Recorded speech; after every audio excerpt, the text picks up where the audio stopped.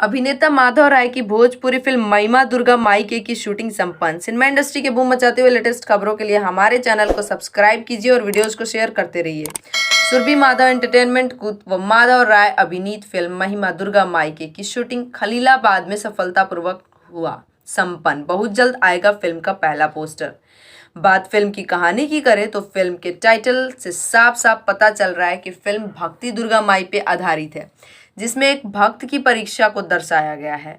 Film पूरी तरह साफ सुथरी व भक्ति है। फिल्म की शूटिंग उत्तर प्रदेश के खलीलाबाद में विभिन्न लोकेशन पर किया गया है।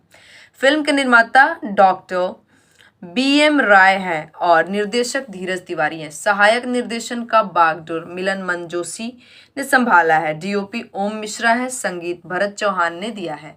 लेखक शमशेर सेन है और फिल्म PRO ऋतिक कौशिक है। फिल्म के मुख्य भूमिका में माधव राय, ऋचा दीक्षित, उमेश सिंह, जागृति गुप्ता, तोताराम, सत्या आदि कलाकार नजर आएंगे। जुड़े रहिए बूम भोजपुरिया के साथ। सिनेमा इंडस्ट्री के लेटेस्ट फिल्मी खबरों के लिए हमारे चैनल को सब्सक्राइब जरूर करें और बेल आइकन को दबाना ना भूलें। #बूम भोजपुरिया।